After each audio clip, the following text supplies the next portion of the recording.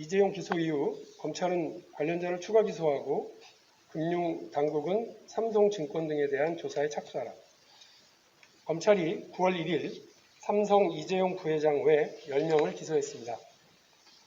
제가 검찰 공소장을 입수해서 분석을 해봤습니다.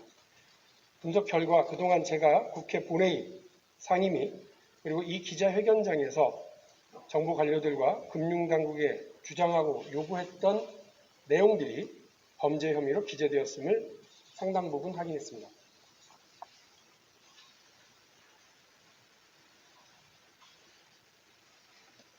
저는 4년 전 정무위 회의에서 삼성물산과 제일모직의 합병을 앞두고 누군가에 의해 구 삼성물산의 주가가 낮게 형성되었을 가능성을 제기한 바가 있습니다. 실제로 검찰 수사에 의해 이재용 부회장은 골드만삭스의 조언을 얻어 삼성물산 제일모직 합병이 추진되는 시점부터 주주총회 주식 매수 청구 기간까지 주가 관리 필요성을 인식하고 합병 전 과정에 걸쳐서 주가를 관리했다는 점이 사실상 확인되었습니다. 또 2년 전 삼성 바이오로직스가 한국거래소 유가증권 시장에 상장된 것과 관련해 금융위의 특혜를 문제 삼은 적이 있었습니다. 한국거래소와 금융위가 삼성 바이오에피스의 미국 나스닥 상장을 추진한다는 언론 보도를 보고 갑자기 상장 규정을 개정해서 삼성 바이오로직스가 상장될 수 있도록 특혜를 줬다고 하는 점을 지적했던 겁니다. 그런데 검찰 수사에 따르면 바이오에피스의 나스닥 상장은 불가능했음에도 불구하고 삼성 측이 고의적으로 합병 이후 삼성물산의 주가를 부양하기 위해 마치 에피스의 나스닥 상장이 성사될 것처럼 허위사실을 발표했음이 확인되었습니다. 결국 금융당국은 삼성발 가짜 뉴스에 속아서 허겁지겁 상장 규정을 바꾸고 삼성 바이오로직스를 유가증권 시장에 상장시켜준 것이 됩니다. 이 사건이 단순하게 금융당국이 속아서 한 일인지 아니면 알고도 속아준 것인지 여전히 의문입니다. 저는 예산결산위원회 회의에서 국민연금이 작성한 제일모직 삼성물산 적정가치 산출 보고서의 부실 문제를 지적한 바가 있습니다. 이 보고서가 참고했던 딜로이트 안진회계법인과 삼정 KPMG 회계법인의 가치평가가 부실한 내용이었다는 점을 지적한 겁니다. 제가 이들 회계법인들의 보고서가 시중에 떠돌아다니는 증권사 리포트를 평균 내고 삼성 바이오로직스의 가치를 산정한 것이며 이를 참고한 국민연금의 보고서도 부실 보고서라고 금융당국에 지적을 하자 당시 최종구 금융위원장, 김용범 금융위 부위원장은 증권사 리포트 평균 내는 방식도 하나의 방법이라며 책임을 회피하기도 했습니다. 또 다른 보고서인 합병비율 적정성 검토 보고서 역시 부실 보고서임이 이번에 드러났습니다. 이 문제 역시 제가 당시 예결위원회에서 지적한 적이 있습니다. 삼성은 국민연금에 대외적 신뢰성을 담보할 수가 없어 어떤 경우에도 제3자의 열람 및 사용을 금지한다는 제약 내용이 달려있는 딜로이트 안진의 작성 보고서를 제출했었습니다. 안진이 삼성물산에 대외적으로 절대 사용하지 말아달라고 강하게 요청한 잘못된 자료입니다. 검찰 수사에 따르면 이 보고서는 심지어 삼성물산 이사회에도 제출되지 않았던 겁니다. 결국 국민의 노후 자금을 관리하는 국민연금이 합병 당사자인 삼성물산 이사회 사회이사들조차 보지 못한 허위 자료를 합병 창성 근거로 사용했다는 점이 밝혀진 겁니다. 이뿐만이 아니라 저는 합병 이후 삼성물산의 분식회계 문제도 줄기차게 지적했습니다.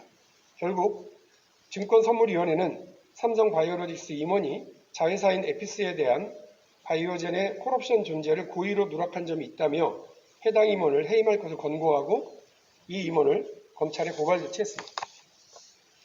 증선이의 고발이 사실상 오늘 있게 된 이재용 부회장의 검찰 수사를 개시하게 되는데 가장 중요한 촉발 지점이었습니다.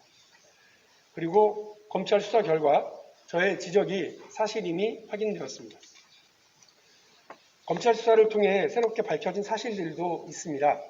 이재용 부회장이 직접 바이오젠의 CEO 조지 스캔고스를 만나 SP에 대한 커럽션 문제를 협의하려고 했다는 사실, 그리고 노데레 전 공정거래위원장에게 삼성 측이 작성한 문건을 노데레 위원장의 명의로 언론에 기고토록 하고 같은 취지로 인터뷰를 요청했다는 사실, 삼성증권이 합병 과정 전반적으로 관여하고 삼성물산 주주들에게 합병에 찬성하도록 권유했다는 사실, 합병 승인 이후에 하락하는 주가를 방어하기 위해서 제1모직이 금융권 단기 대출을 통해 무려 7억 7천만 원 규모의 이자를 부담하면서 4,200억 원의 매입 자금을 마련했다는 사실 등이 그렇습니다. 이재용 부회장이 주도적으로 이 모든 일들에 관여했다는 사실이 확인되었습니다. 금융당국의 주식시장에 대한 감시감독 소홀, 회계법인에 대한 감시감독 소홀, 갑작스러운 삼성바이오로직스 상장 특혜 등이 이재용 부회장의 경영권 승계를 위한 삼성물산 합병 과정의 핵심적 고리였습니다. 건전한 자본시장 육성, 투자자의 보호, 시장경제 질서 확립과 기업의 보호를 위해 존재하는 정부의 감시 감독기구가 제 기능을 상실했다는 사실이 드러났습니다. 시장과 국회에서의 계속된 경고와 지적에 금융당국이 민감하게 움직였더라면 진작에 이런 일들의 전모를 드러내고 바로잡을 수 있었을 겁니다. 금융당국은 이제라도 국민 앞에 사과하고 반성해야 합니다. 또한 금융당국은 이제라도 자기 해야 할 일을 해야 합니다. 검찰이 수사를 했으니 나는 모르겠다 하고 팽개칠 것이 아니라 금융당국의 책임하에 있는 내용들의 사실 여부를 자체적으로 조사하고 해결해야 할 부분들에 대해서는 합당한 행정조치를 해야 할 것입니다.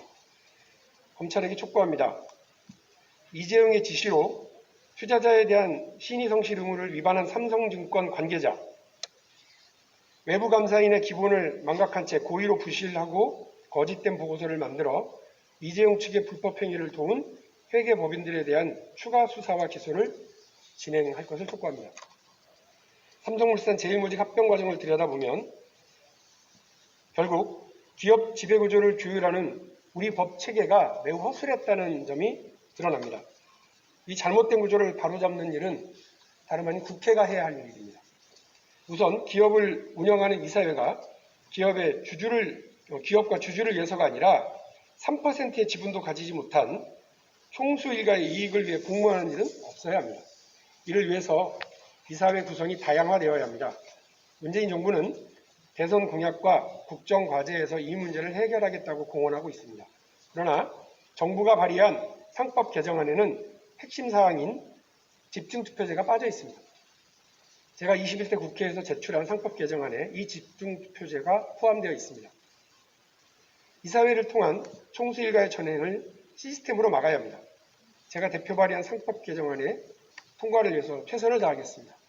관련 상임위 법사위에서 이 개정안에 대한 논의를 해주시고 빠른 시간 내에 통과시켜 줄 것을 촉구합니다. 또한 공익법인과 자사주가 총수 일가의 지배권 강화를 위한 우회로로 사용되고 있다는 다양한 사례들이 이번 검찰 수사로 확인됐습니다. 특히 이재용 측은 자사주 악용의 교과서적 사례라 할 만큼 정말 다양한 방식들을 구사했습니다. 자사주는 이재용 부회장의 돈이 아니고요. 삼성이라고 하는 기업의 재산이고 주주들의 돈입니다. 남의 돈으로 자신의 이익을, 기업의 돈으로 총수의 사익을 추구하는 일은 더 이상 없어야 합니다. 이번 국회에서 반드시 관련 법안들이 통과되어야 할 것입니다. 우리가 자기 자리에서 제대로 할 일을 하면 불공정한 일들을 사전에 방지할 수 있습니다. 저는 앞으로도 국회에서 제도를 개혁하는 일에 앞장서겠습니다. 여태껏 해왔던 것처럼 금융당국 등 감독기관들이 자기 역할을 할 수 있도록 견인하고 감시하겠습니다. 재벌개혁과 경제민주화를 통해 우리 기업들의 활력과 우리 경제의 건강한 성장을 뒷받침하겠습니다. 응원해 주시고 힘을 모아 주십시오. 유치원 개혁도 재벌개혁도 한번 시작하면 그 끝을 보았습니다. 앞으로 대한민국의 공정과 정의를 실현하기 위해서 국민 상식과 눈높이에 맞는 정치를 계속해서 해나가도록 하겠습니다. 고맙습니다.